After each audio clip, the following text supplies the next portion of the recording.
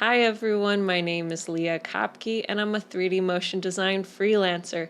I also have a podcast where each week I cover another 3D modeling tool for Cinema 4D. Hello and welcome. We've been covering the sculpting tools like the grab brush, smooth brush, and draw brush inside of Cinema 4D.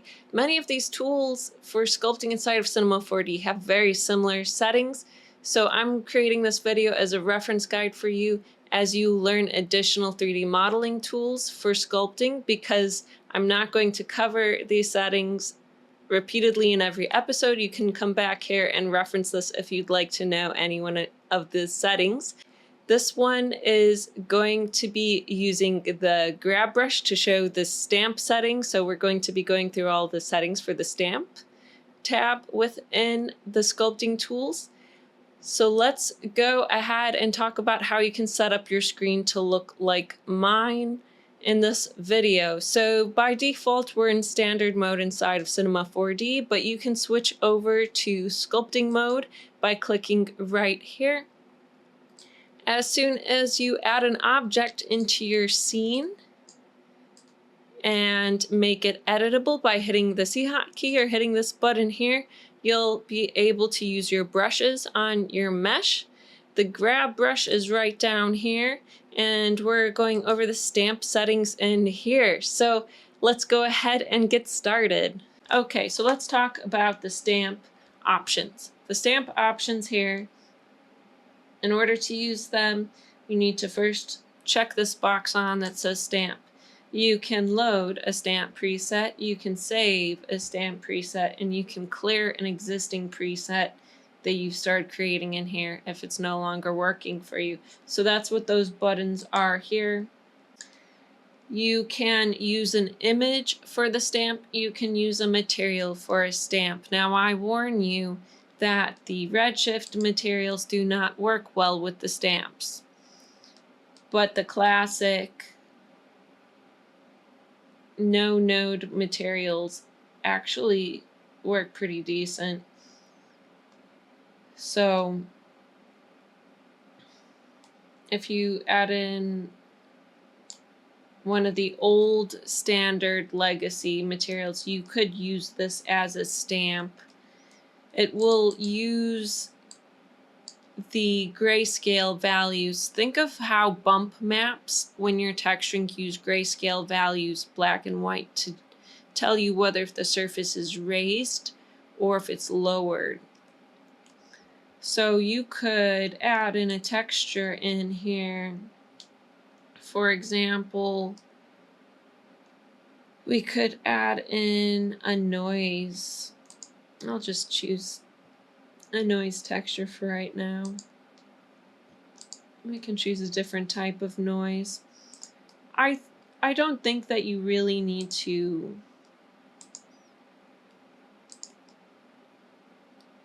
use the material mode most of the time, unless if you want something like noise in here, and there's a lot of different options. I'm trying to pick one that I like, that I think will look nice. Let's try this one. So you could use this, and we'll use it on the plane here. We'll go back into our brush here, our grab brush, and we'll drag and we'll drop this under material. I should probably name this something like noise. And I'll turn off symmetry. I'll make this a little bit bigger.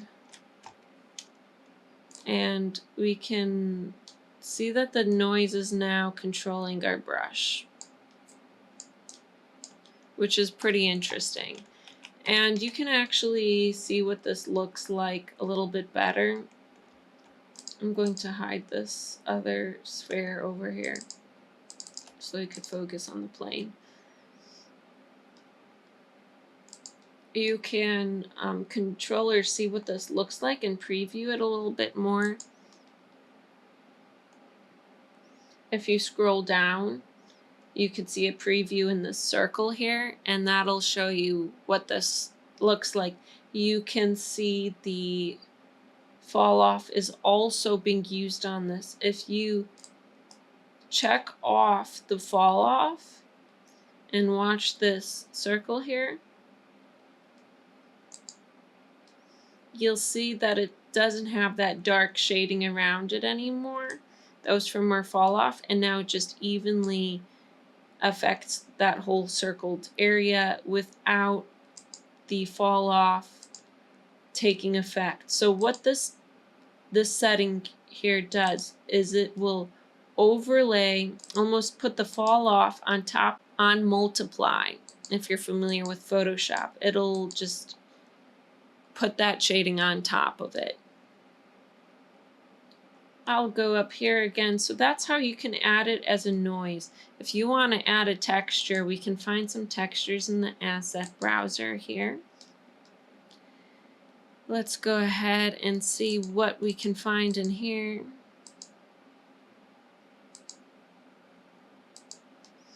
I may undo what I've done to the surface so that we can show some other effects.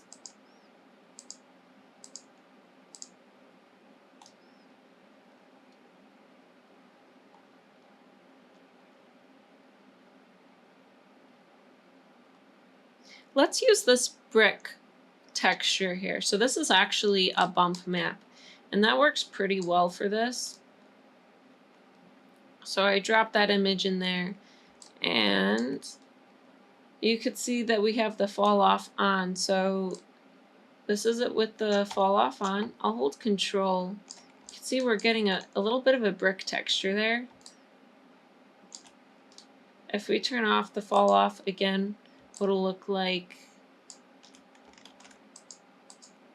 is you'll see more of that circular shape. It won't have that fall off also affecting it. You can adjust the rotation of this while you texture it down here. So I can increase the rotation, and you can see that is at a different angle than the first one. You can choose to use one of these. You can flip the symmetry, and in here we can adjust the gray value. So if I take this down to 0, I hit Control and I pull up my mouse, it'll look like that. If I take this to 1 and I click here, pull up my mouse, it'll look like that. So what this is doing is it is affecting how much of this texture is raised or how much of this texture is lowered when we use the grab brush. And if you want to preview this a little bit better in this little circle down here, you can turn on Show Depth, and it actually uses colors in order to help you visualize what's going down and what's going up. So you can see red is going down, green is going up. When I change this back to 0, it's going up, so it's green. But if you put it somewhere in the middle, you'll see a mixture of both, and that means the surface is both being raised up and lowered. Black is neutral. So if you see the texture showing up as black, that's neutral. Red and green are whether if it's being raised and lowered. So that should help you visualize your textures and how they're working. You can of course scale your textures and such too. And you can see that the textures are only as detailed as the number of polygons you have and your resolution. If you select and close, it'll become more of a square shaped texture rather than circular. So when you turn off and close, it takes up the whole circle here. When you turn on and close, it's a square. So in some cases, you might just want a square texture and you're okay with that. And in some cases, you might want it to not be as obvious. So you might want to have the violet or the enclosed off, and you might even want to use the fall off as well with your stamp. Because if you're doing something like you are adding scales to a dragon with this, It's a little bit easier to blend them if you use the fall off and you have enclose turned off. But if you're adding buttons to a mesh that's a character, adding buttons to maybe their clothing, then in that case, it makes more sense to maybe leave enclose on and to turn off the fall off. So that's why there's all these buttons here that give you that kind of control. So that pretty much wraps up the settings for the stamp tab while sculpting inside of Cinema 4D. I hope you found this helpful. If you'd like to see the next video or episode that comes out, please hit like and subscribe so that you'll be notified. And I hope to see you here next time on Ambient 3D Animations.